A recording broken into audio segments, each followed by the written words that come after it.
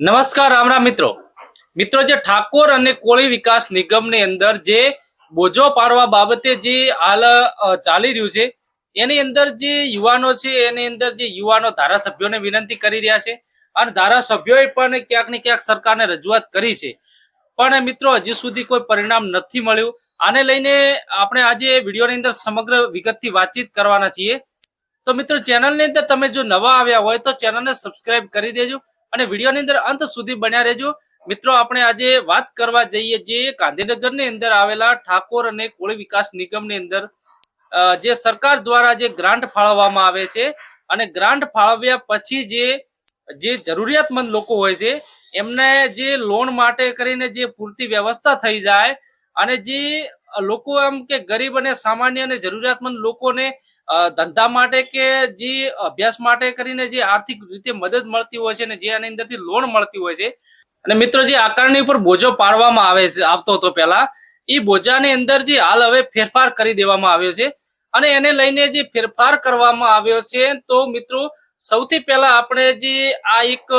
Video જોઈશું। એ વિડીયોની અંદર જે ઠાકોર સમાજના અને જે કેટલાક યુવાનો એકત્રિત થઈને જે કહી રહ્યા છે જે માંગણી કરી રહ્યા છે એમનો આપણે વિડીયો સાંભળીશું। એના પછી આના અંદર વિગતથી ચર્ચા કરીશું। ખુલ્લે તમને ભાગીદારી નથી મળતી એના માટે અવાજ ઉઠાવો ને। આપણા હમણાં ધવલસિંહ ઝાલા એ સિવાયના બીજા બે આપણા નેતાઓએ સત્તા પક્ષના નેતાઓએ એમ કીધું કે કોળી ઠાકોર વિકાસ નિગમમાં તમે લોન લેવા જાઓ તો બોજો માગે। હું ખબર હાથ બાર ના કોઈ સાક્ષીને તમે લઈ આવો જેનો હાથ બાર હોય એમ।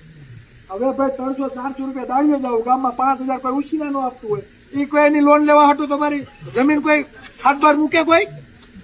હે? મારા બેટા 2000 કરોડ લઈ જાય બધા અને આપણે લોન લેવા જાય તેમ કે હાથ બાર ના કોઈ સાક્ષી લઈ આવો। આવા ખેલ કરે છે એટલે સમજો બે હાથ જોડીને વિનંતી કરા બરાડા પાડી પાડીને થાકી ગયા છીએ બરાબર પણ અમે તો નક્કી કરે જ્યાં લગી આ જીવ છે ને ત્યાં લગી ગાંધી। તો મિત્રો આપણે વાત કરીએ તો જે યુવાનો કહી રહ્યા છે એ પ્રમાણે જે ઉતારાની અંદર જે બોજા પાડવા માટેનો જે નિયમ લાવવામાં આવ્યો છે જે પેલા આકારણીની અંદર બોજા પડતા હતા હવે ઉતારાની અંદર બોજા પાડવામાં આવશે। તો મિત્રો આની અંદર ઉતારામાં જે બોજા પાડવા માટે કરીને જે નિયમ કરવામાં આવ્યો છે એની અંદર હવે તમામ લોકોને તો જમીન હોતી નથી અને જે જમીન છે જાગીરી છે અને જે લોકો સદ્ધર છે એમને લોનની પણ જરૂર નથી હોતી ને એ લોકો એટલી બધી લોન પણ નથી લેતા હોતા। પણ જે લોકો પાસે જમીનો નથી જે આર્થિક રીતે સદ્ધર નથી એવા લોકો જે આ નિગમની અંદરથી લોન લેતા હોય છે તો એવા લોકો જોડે જમીન છે જ નહીં તો પછી બોજો શેની અંદર પડાવવાનો એમ જમીન જ ના હોય તો જે બોજો પડાવવાનો છે એની અંદર। તો મિત્રો આની અંદર જે વાત કરીએ તો સરકારની અંદર પણ જે ઠાકોર સમાજના કોળી સમાજના જે ધારાસભ્યમાંથી અમુક લોકોએ અમુક ધારાસભ્યોએ સરકારને રજૂઆત પણ કરી છે પણ તેમ છતાં કોઈ આશ્વાસન આપવામાં આવે છે તેમ છતાં કોઈ હજી સુધી એની અંદર રિઝલ્ટ મળતું નથી। અને બાયડના ધારાસભ્ય શ્રી ધવલસિંહ ઝાલા પણ વિધાનસભા જે ચાલુ સત્રની અંદર પણ એમને રજૂઆત કરી છે અને એને રજૂઆત કરી પછી એમને જે ગ્રાન્ટ ફાળવવામાં આવી છે ગ્રાન્ટની અંદર 100 કરોડની આસપાસ જે ગ્રાન્ટ ફાળવવામાં આવી છે એની જગ્યાએ 500 કરોડ ગ્રાન્ટ ફાળવવામાં આવે એના માટે પણ એમને રજૂઆત કરી છે। એનો વિડીયો પણ આપણે સાંભળીશું પછી આના પર ચર્ચા કરીશું। ઠાકોર અને કોળી વિકાસ નિગમમાં સરકારશ્રી દ્વારા સહાય કરવામાં આવે છે આટલા વર્ષોથી કરતા પણ આવ્યા છે। અહીંયા કોળી અને ઠાકોર સમાજના ઘણા બધા ધારાસભ્યો પણ છે। અત્યારે પરિસ્થિતિ એવી છે કે જે લોન માટેની ફોર્મ ભરવામાં આવે છે વારંવાર રજૂઆત કરી છે મેં આ ગૃહની અંદર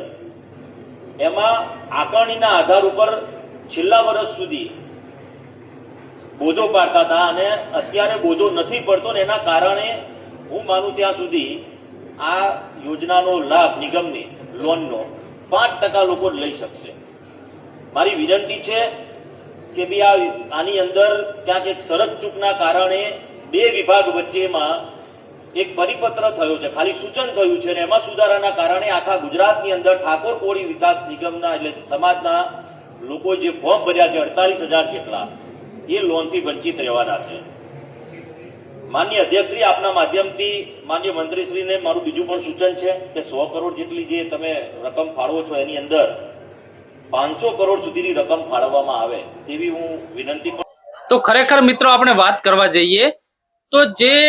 નિગમોની જે રચના કરવામાં આવી છે એ નિગમોની રચના કરવામાં આવી છે પછાત નિગમોની વાત કરવામાં આવે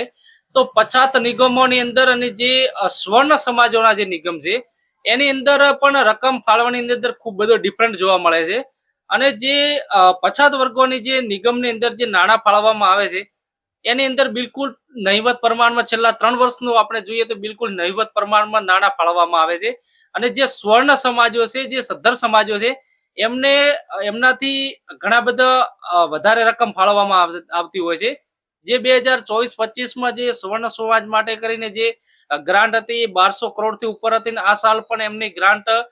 ખૂબ ફાળવવામાં આવી છે. તો જે રીતે આપણે જોવા જઈએ તો જે નિગમોની રચના કરી છે એ પછાત વર્ગોને આગળ લાવવા માટે કરીને જે આ રચના કરવામાં આવી છે. પણ ખરેખર મિત્રો આની અંદર હવે આપણને ઉલટું લાગી રહ્યું છે, કેમ કે જે સમાજો સદ્ધર છે, સ્વર્ણ છે, એ સમાજોને અઢળક જે ગ્રાન્ટ આપવામાં આવે છે. અને જે સમાજો હજી બિલકુલ જે પગથિયું જે કહી શકાય, જે હજી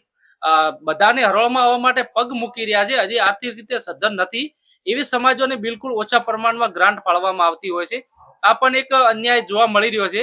તો મિત્રો આપણે વાત કરીએ જે ઠાકોર અને કોળી વિકાસ નિગમની અંદર આ વર્ષે 100 કરોડની આસપાસ જે ગ્રાન્ટ ફાળવવામાં આવી છે એની અંદર ધવલસિંહ ઝાલા જે વિધાનસભાની અંદર રજૂઆત કરી એના પછી અન્ય કોઈ નેતાઓએ મુખ્યમંત્રી હોય કે અન્ય એમને સરકારને મળીને જે રજૂઆત કરી હશે કદાચ મૌખિક રીતે, બાકી જાહેરમાં એમનું કોઈ નિવેદન આવ્યું નથી. અને ઠાકોર અને કોળી જે સમાજના ધારાસભ્યો, સંસદ ધારાસભ્યોની વાત કરવામાં આવે તો ખૂબ મોટા પ્રમાણમાં જે ધારાસભ્યો છે, 40 થી વધુ ધારાસભ્યો છે, 40 થી વધુ ધારાસભ્યો હોવા છતાં જો આ એક સામાન્ય બાબતનો જો જે એનો નિવેડો ન આવતો હોય તો આ એક દુઃખદ બાબત છે. કેમ કે સરકારની અંદર જો તમે બેઠા હોય, ખાસ કરીને જે સરકારની અંદર બેઠા છે અને સરકારની અંદર જે સમાજના નેતાઓ બેસેલા છે એ લોકોને એમને ભારપૂર્વક રજૂઆત કરવી પડે અને આની અંદર જે આનું નિરાકરણ 100% લાવવું પડે. હાલ ધીમે ધીમે આની અંદર જે યુવાનોનો છે રોષ ખૂબ જોવા મળી રહ્યો છે અને ધીમે ધીમે આની અલગથી આના સંગઠનો પણ તૈયાર થઈ રહ્યા છે અને આની એક કમિટીઓ પણ રચવામાં આવી રહી છે. અને હવે આવનાર સમયની અંદર કદાચ આ જે નિગમ બાબતનો જે પ્રશ્ન છે આની અંદર જો નિરાકરણ ન આવે તો એક ઉગ્ર આંદોલન પણ આપણને જોવા મળી શકે છે. તો જે ઠાકોર અને કોળી વિકાસ નિગમની અંદર જે આ એક જે ઉતારામાં બોજા પાડવા લઈને જે આ પ્રશ્ન છે એનો ખરેખર સોલ્યુશન જે ભાજપના અંદર અને જે કોઈ પણ જે ધારાસભ્યો એમને તમામે અવાજ ઉઠાવવો જોઈએ અને ભાજપમાં બેસેલા નેતાઓ, મંત્રીઓને પણ આની અંદર સખત રજૂઆત કરવી જોઈએ અને આનું સોલ્યુશન કરવું જોઈએ. કેમ કે સમાજની અંદર જે ગરીબ લોકો છે એમને જોડે જમીન જ નથી તો ઉતારા ક્યાંથી હોય, એમને જોડે બોજા પડાવો ક્યાંથી, શાના ઉપર બોજો પડાવો? તો આ એક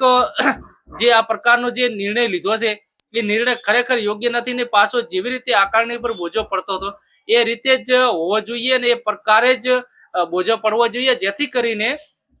કોઈ પણ વ્યક્તિને લોન લેવી હોય તો એની અંદર એને અગવડતા ન પડે અને જે શિક્ષણ માટે